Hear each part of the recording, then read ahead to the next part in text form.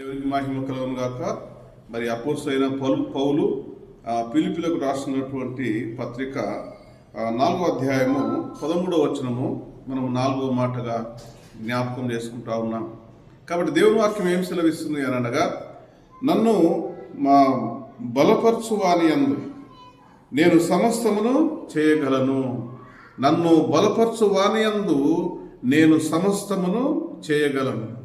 కాబట్టి మనము సమస్తము చేయాలి, దేవుని కొరకు జీవించాలి, ప్రభు కొరకు మనం నడవాలి, ప్రభు కార్యములు చేయాలి, పరిగెత్తాలి, విశ్వాసంలో జీవించాలి అంటే మన సొంత ఆలోచనతో సొంత బలముతో మనం చేయలేము. కానీ ఆయన మనల్ని నన్ను బలపరచు అని యందు నేను సమస్తమును చేయగలను.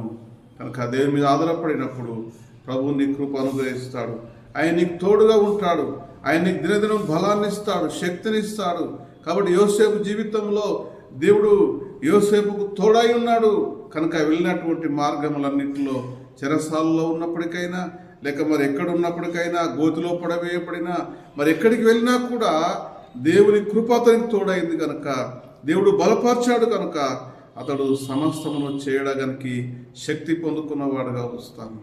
కనుక ప్రియులారా, మన అనుదిన జీవితంలో యవనస్తుడా, ఆ సహోదరుడా, నీ జీవితంలో నీ ఓడిపోతున్నావా? నువ్వు చేయలేకపోతున్నావా? సమస్త విషయాల్లో దేనికి నువ్వు పనికి రాకుండా పోతున్నావా? అయితే నువ్వు మరి పనికి వచ్చేవాడుగా నువ్వు బలం పుంజుకొని ముందుకు సాగాలంటే నీవు దేవుని యందు నీవు ఆధారపడాలి. అందుకే నన్ను బలపరచువాని యందు నేను సమస్తము చేయగలను. కనుక ప్రభువులో అట్టి కృపను పొందుకొని దేవుని కొరకు జీవించడానికి ప్రభు సహాయం చేయనుగాక. కృపగల మా తండ్రి, నీకు వందనాలు.